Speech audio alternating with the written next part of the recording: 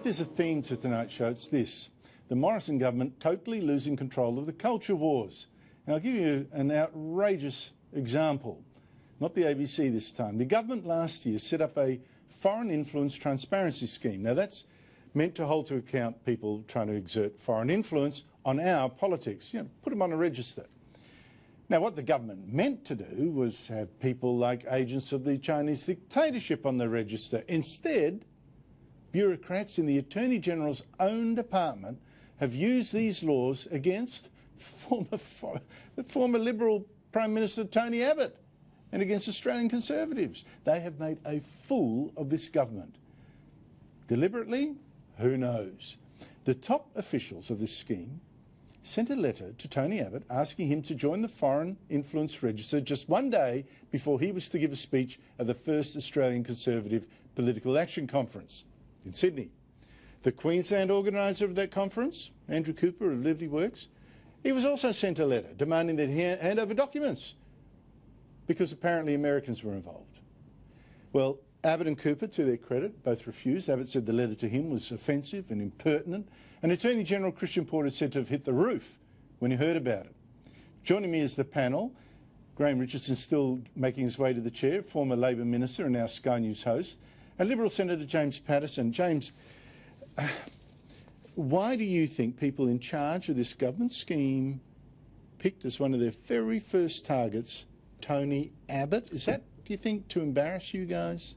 I'm very disturbed, Andrew, by the way in which the Attorney General's Department has chosen to apply this law. I don't think they're reflecting the intention of the Parliament in passing this law. This is actually very important legislation to safeguard Australian sovereignty, but the way in which the Attorney General's Department is applying it is making a mockery of the intention of the Parliament. Yeah, but it takes a particular mind to say Tony Abbott. Well, worse than that, I think it's bad that they've gone after Tony Abbott, but this is the most disturbing thing about this incident, Andrew. They've sent 500 letters generally out to the community saying you might be required to register under this scheme, you should seek some advice about that.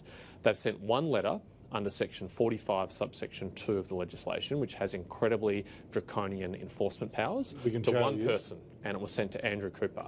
Now, Andrew is the Libertarian organiser of the CPAC conference. I don't think the Parliament's... There's an agenda here, mate. There's the point, Andrew. Agenda. I don't think the intention of the Parliament was to go after Libertarians organising talk fests in Sydney. I think the intention of the Parliament was, for example, to go after organisations on university campuses that we know are funded by the propaganda arm of an authoritarian foreign government, and yet the Attorney General's Department is using their draconian powers against some Libertarian from Queensland. There's an agenda here.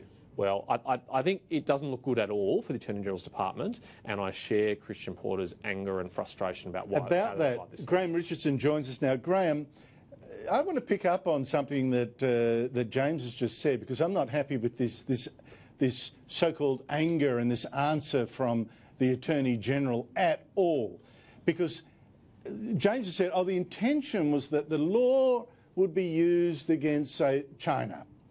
Yet the department uses against Tony Abbott, which suggests to me that the law is wrong, that the law is badly drafted. But the Attorney General says he's not going to change his laws. He's just made it clear to his department that I expected to demonstrate a focus on the most serious instances of non-compliance. Well, how bad is a law that it can sweep up Tony Abbott, and that if a different Attorney General was there, that'd be perfectly fine? It doesn't get much worse if it can sweep up Tony Abbott as an enemy of Australia. I think if you're getting to that stage, things are pretty crook. But I'd also have to say that it staggers me that Porter hasn't so far sacked half the department who were responsible for it. Whoever was involved, their head would have gone if I was there immediately, because I don't care how high up they are. Anyone who could do that has an agenda. You're not supposed to have an agenda when you're in the Attorney General's Department, for God's sake.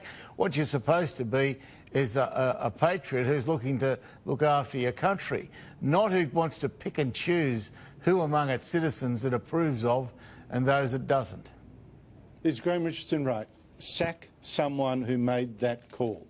It's an abominably bad call, and I think actually may be wrong at law. What the law is intended to do is capture people You're just underlining it. Sack them. Yeah, acting. As if you're in the Attorney General, you're making this bad call, and you say, maybe even against the law, the Attorney General is supposed to be top of the law, sack the person involved. Well, and that may well be necessary, Andrew. The key provision of the law is to target people who are acting on behalf of foreign principals. Now, Tony Abbott has been targeted for two things: delivering a speech at the CPAC conference in Sydney and delivering another speech in Hungary at a think tank.